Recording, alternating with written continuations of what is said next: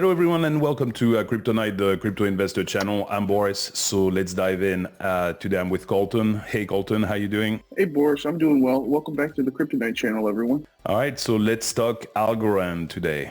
Let's go over some questions and see a little bit how interesting Algorand is. So as you can see, currently Algorand is sitting at number 31 and it's sitting right around 41 cents.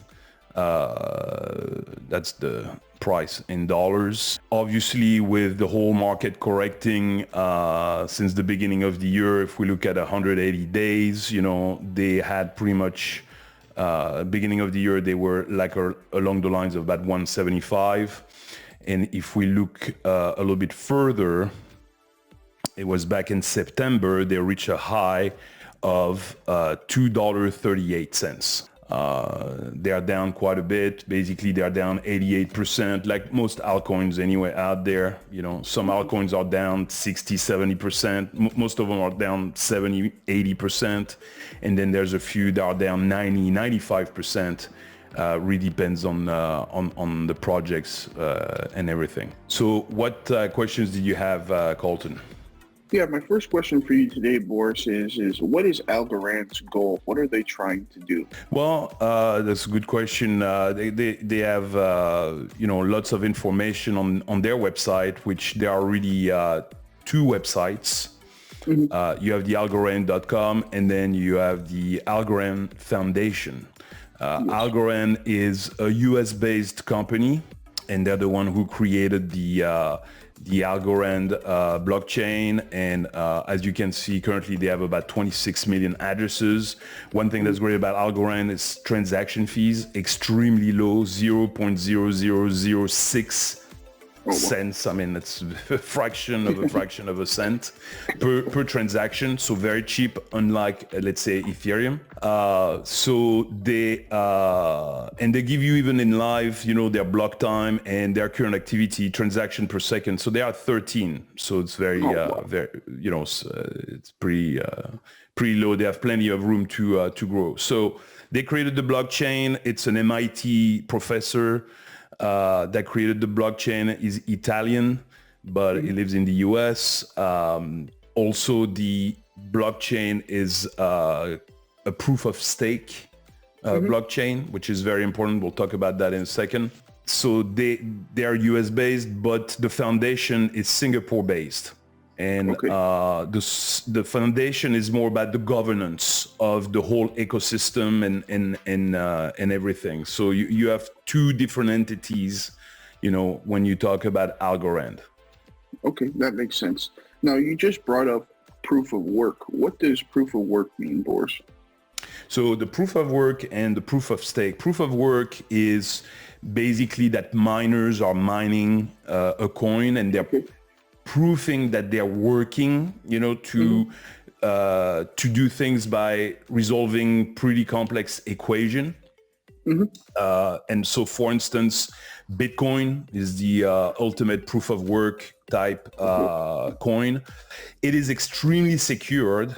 So that's the good thing. The bad thing is it requires a lot of energy to mine those coins. And that's the one thing that people are not too happy about. Proof of stake, it's you have to prove to the rest of the if you're a node and you have to do transactions on the blockchain, you have to prove how much stake you have in the blockchain by having a certain number of coins. And the more coins you have, the better chances of your transaction going through. So if you have someone who has 100 coins versus someone who has 10,000 coins, well, the one with 10,000 coins has more chances of being the validator of a transaction. And of course, there are, depending on the blockchains, there are different rewards and things like that. Okay.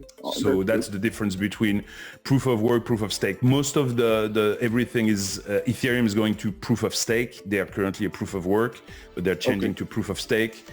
And most of the altcoins are proof of stake. Bitcoin is the main one that's proof of work. Okay, that makes a lot more sense. I appreciate that. My next question for you, Boris, is how many algo crypto coins are in circulation right now? Well, technically there are 10 billion Algorand, and that's the max supply. And technically there shouldn't never be any more than 10 billion coins. Okay. But currently there are only 6.5 billion in circulation. They're keeping some of those coins on the side to do different things. So that's the current circulating supply, 6.5 billion. Okay, thank you for that information. My next question is, you kind of talked about it a little bit, but what is Algorand's reward scheme that they're currently conducting? So that's kind of a difficult subject. They had set aside a certain number of coins, but they were rewarding people at a certain rate, and the calculation made it that it was short-lived. And so we also, the numbers going down. They used to reward you at like 7-8% roughly, and now it's down to 0.5% to 1%. There are a few platforms that still reward you at like 3-4%. So the rewards have gone down because they only set a very limited supply for rewards. Maybe they'll change it in the near future. I think there's some talks about that because they have coins on the side. So reward-wise, this is not going to be a coin that's going to get you a ton of staking rewards for the time being, but that might change very quickly. Okay, that makes sense. Now, my next question for you is I don't know if you've seen on the screen right now, it's, they're big and pride themselves in being a green project. What makes Algorand a green project? Yeah, well, they're saying they're not carbon neutral. They're saying they are carbon negative because they're using part of their money to, of course, they do it through purchase. I mean, first of all, you have to realize that a proof of stake like Algorand, they have very low transaction energy consumption. So for all transactions happening on the blockchain, it consumes extremely low amount of power. But on the top of that, what they do is they purchase green credits. And how do they do that? Well, usually they pay a company that plant trees, for instance. So they make calculations so that for every amount of electricity they're using, it creates this much carbon emissions, and then they're offsetting that by buying planting trees, paying to plant trees. And so they claim that they are carbon negative, meaning that they do less damage to the world than what they give back. Gotcha. That makes sense. And my next question for you is how does Algorand define decentralization? They define decentralization by having, different validators throughout the world. People can become governors of the blockchain. So there are multiple ways. They're really trying to make sure that you have as many nodes as possible. So they're growing the number of nodes to make sure that it's decentralized as much as possible. I believe today there are a few hundred nodes out there. 200-300 nodes, something like that, that are doing validation. So, and the more people the more validators you have out there, and the more decentralized it is, the less chances of one single person or entity controlling anything. Gotcha. Okay, that makes sense. And my last question for you, Boris, is should I or any Kryptonite subscriber invest in Algorand? Well, I mean, of course, we're not here to do financial advice. We're just here to entertain people. What I can tell you is what I do. I invested in Algorand. I believe in Algorand. I think it's going to be a great project.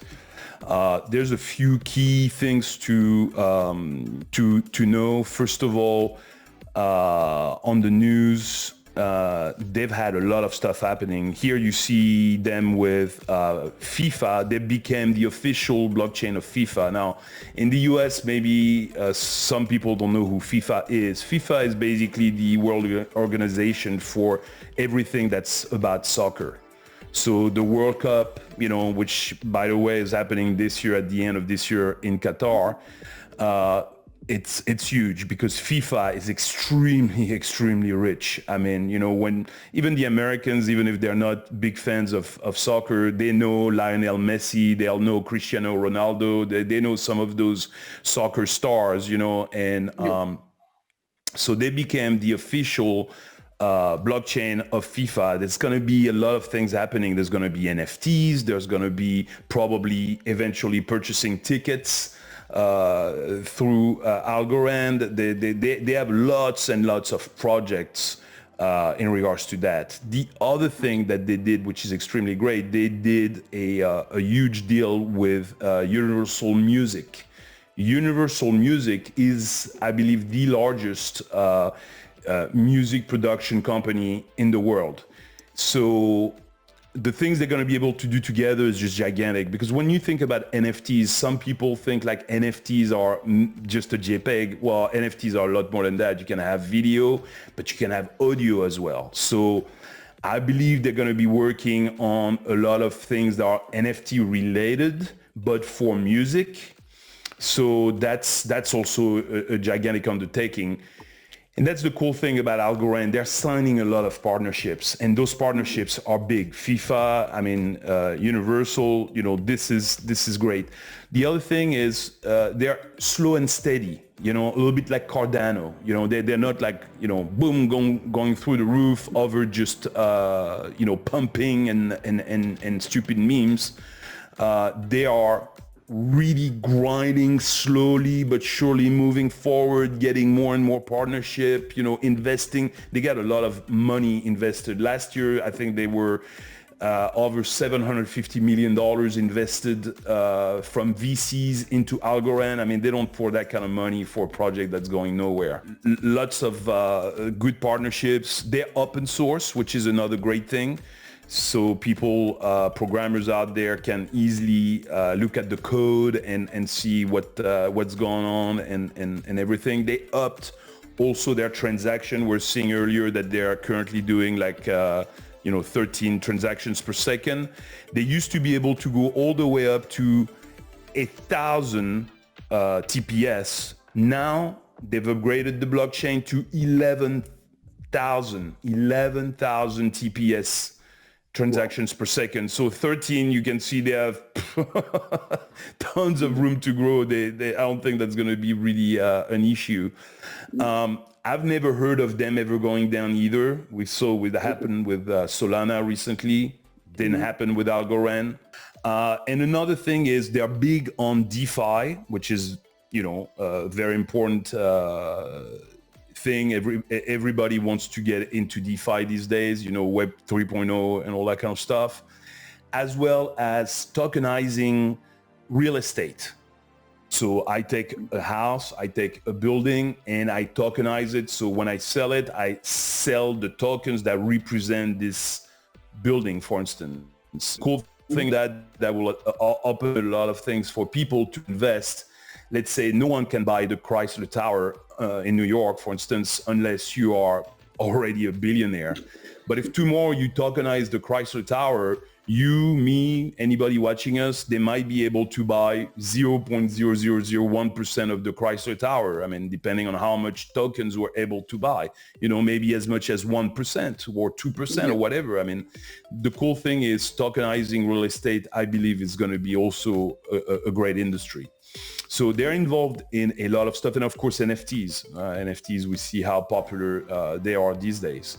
They could definitely go back. They're going to go back easily to their high of September around 238.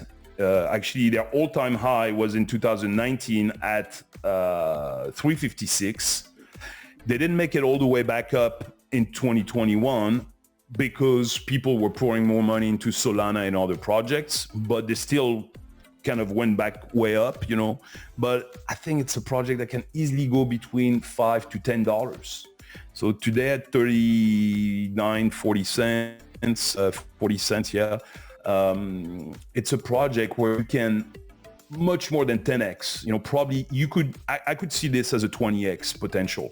Easy. $8, that is not crazy for Algorand. Now, don't get me wrong, this is not going to happen over the next 2 weeks or 2 months. we're talking a few years down the line. So potentially you could 20x your money, but let's talk about it in 3 years, 5 years from now before it happens. Yes, sir. 20x, I don't know too many companies that can return that kind of money on either the stock market or whatever investment vehicle you want to be in. So me, I like them. They're good size in my portfolio. They're probably like, 5-8% of my portfolio, somewhere along those lines. So I like their project a lot. Awesome. Thank you, Boris. From my side, that's all the questions I had for today. So I appreciate it. But that's it for me from today. All right. Well, thank you everyone for watching. We'll see you on the next video of Kryptonite. I hope this video helps. Thank you for watching. Have a good day. If you haven't already, please subscribe to our channel. And if you like the video at the end, click on the thumbs up.